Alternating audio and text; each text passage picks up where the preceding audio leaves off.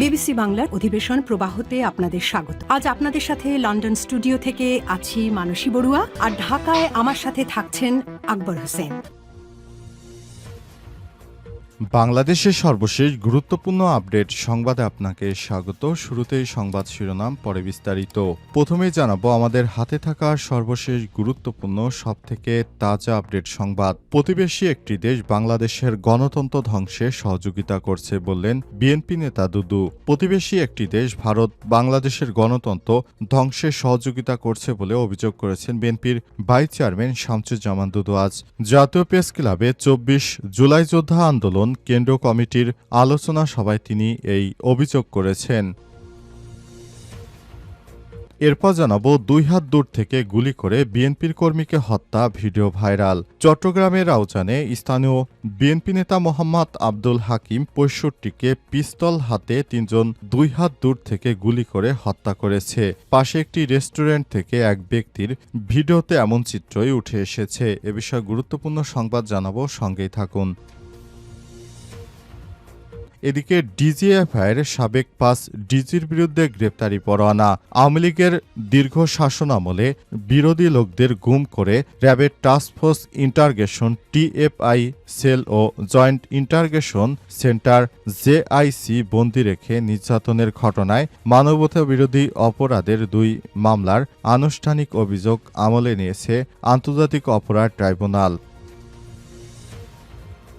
জানাবো রাজধানী থেকে নিষিদ্ধ ছাত্রলীগের ৭ নেতাকর্মী সহ গ্রেপ্তার ১১। রাজধানী থেকে নিষিদ্ধ ছাত্রলীগের গোপালগঞ্জের কোটালীপাড়া শাখার ৭ নেতাকর্মী সহ ১১ জনকে গ্রেপ্তার করেছে ঢাকা মহানগর গোয়েন্দা পুলিশ ডিবিএস। মহানগর পুলিশ ডিএমপির মিডিয়া অ্যান্ড পাবলিক রিলেশনস বিভাগের উপপুলিশ কমিশনার ডিসি মোহাম্মদ তালিবুর রহমান বিষয়টি নিশ্চিত করেন।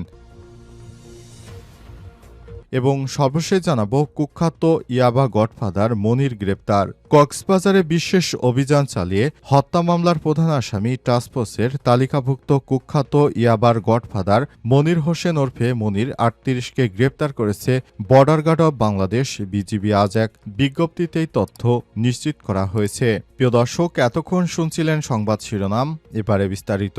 তবে তার আগে বন্ধুরা অনুরোধ থাকবে এই সংবাদটিতে একটি লাইক দিন। এই চ্যানেলে আপনি নতুন হয়ে থাকলে আমাদের সংবাদটি দেখতে দেখতে চ্যানেলটি সাবস্ক্রাইব করে রাখুন। কমেন্ট করে বন্ধুরা আপনার মূল্যবান মতামত জানিয়ে দিন আপনি বিশ্বের কোন দেশ থেকে বা বাংলাদেশের কোন স্থান থেকে আমাদের সংবাদটি দেখছেন এবং শুনছেন। এবারে বিস্তারিত। প্রতিবেশী একটি দেশ বাংলাদেশের গণতন্ত্র ধ্বংসে সহযোগিতা করছে বললেন বিএনপি নেতা দুধু। প্রতিবেশী একটি দেশ বাংলাদেশের গণতন্ত্র ধ্বংসে সহযোগিতা করছে বলে অভিযোগ করেছেন বিএনপির ভাইস চেয়ারম্যান শামসুজ্জামান দুদু। আজ জাতীয় প্রেস ক্লাবে ২৪ জুলাই যোদ্ধা আন্দোলন কেন্দ্রীয় কমিটির আলোচনা সভায় তিনি এই অভিযোগ করেছেন। শামসুজ্জামান দুদু বলেন, ৩টি তামাশা নির্বাচনের পরও তারা সেটিকে সফল নির্বাচন হিসেবে স্বীকৃতি দিয়েছে, এমনকি শেখ হাসিনা গলায় মালা পরিয়েছে। এটি প্রমাণ করে তারা বাংলাদেশের জনগণের জন্য নয় বরং একটি দলের পক্ষে অবস্থান নিয়েছে। তিনি আরো বলেন, বিএনপি ক্ষমতায় গেলে গত ১৭ বছরে শহীদ ও আহতদের পরিবারকে পুনর্বাসন ও সহায়তা দেওয়া হবে। বিএনপির ভারপ্রাপ্ত চেয়ারম্যান তারেক রহমান এরই মধ্যে শহীদ ও আহত পরিবারের জন্য নিজ ফান্ড থেকে সহায়তার উদ্যোগ নিয়েছে এবং সরকার গঠনের পর উদ্যোগ আরও বিস্তৃত করা হবে। বিএনপির সিনিয়র এই নেতা আরো বলেছেন, বিএনপি এখন পর্যন্ত ক্ষমতায় যায়নি, বিএনপি তো ক্ষমতায় নেই। এমন নয় যে বিএনপি ক্ষমতায় এমপিও নয়, সরকারে নেই, তাহলে ব্যর্থতার দায় বিএনপির কেন?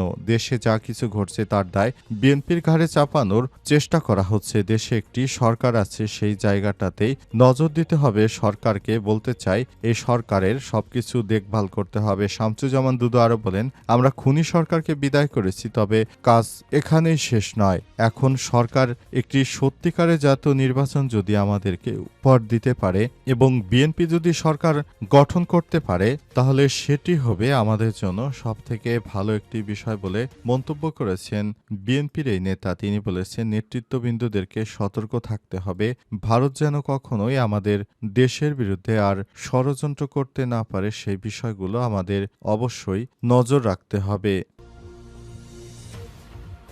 মাত্র 2 হাত দূর থেকে গুলি করে বিএনপির কর্মীকে হত্যা, ভিডিও ভাইরাল। চট্টগ্রামের রাউজানে স্থানীয় বিএনপি নেতা মোহাম্মদ আব্দুল হাকিম ৬৫কে পিস্তল হাতে ৩ জন মাত্র 2 হাত দূর থেকে গুলি করে হত্যা করেছে। অবস্থায় বিএনপির ওই নেতা তিনি একটি রেস্টুরেন্ট থেকে বের হচ্ছিলেন। এ সময় তাকে গুলি করে হত্যা করেছে সন্ত্রাসীরা। জানা গেছে, গুলি করতে আসা ৩ জন ব্যক্তির সঙ্গে পূর্ব থেকে হয়তো তার শত্রুতা ছিল, এ কারণে তাকে এই ধরনের হত্যাকাণ্ডের শিকার হতে হয়েছে। বিএনপির নেতৃত্ববৃন্দরা মনে করে এই ধরনের হত্যাকাণ্ড আসলে কাম্য নয়, কারণ বর্তমান আওয়ামী লীগ সরকার দেশ নেই। বিএনপির নেতারা এখনো যদি নিরাপদে না থাকতে পারে তাহলে কবে তারা নিরাপদে থাকবে? কারণ এমনিতেই তারা বিভিন্ন বিষয় নিয়ে সরকারের সমালোচনায় ব্যস্ত রয়েছে। এরপর নতুন করে তাদের এই নেতার মৃত্যুতে তারা সরকারের উপর থেকে আরও আস্থা হারাচ্ছে, কারণ বিএনপি মনে করে তাদের নেতৃত্ববৃন্দ কখনোই এই সরকারের বিরুদ্ধাচরণ করেনি। সুতরাং সরকার যদি বিএনপির নেতৃত্ববৃন্দদেরকে নিরাপত্তা দিতে না পারে, সেই ব্যর্থতা অন্তর্বর্তীকালীন সরকারের উপরই বর্তায়।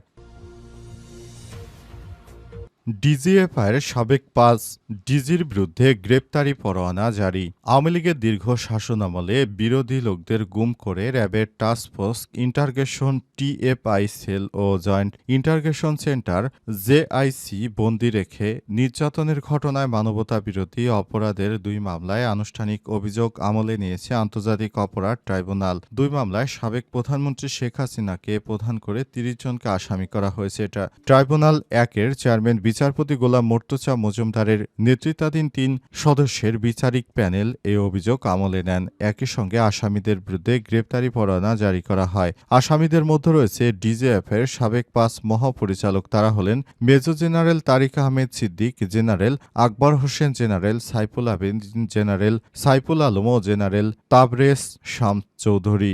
এসব সেনাবাহিনীর জেনারেলরা এর আগে শেখ হাসিনা যে আয়নাঘরে মানুষদেরকে বন্দী করে রাখত, মূলত তাদের অধীনেই এই আয়নাঘরটি ছিল এবং এই আয়নাঘরের মাধ্যমে তাদেরকে বন্দী রেখে বছরের পর বছর মাত্র ৩ ফিট বাই ২ ফিটের একটি রুমে তাদেরকে আটক রাখা হতো এবং প্রতিনিয়ত নির্যাতন করা হতো। আর বিরোধী দলমত দমন করার জন্য সব সময় কাজ করেছে এরা। জানা গেছে এরা হচ্ছে সেই লোকেরা যাদের কারণে এদেশের অনেক মানুষ তাদের আত্মীয় স্বজনকে হারিয়েছে।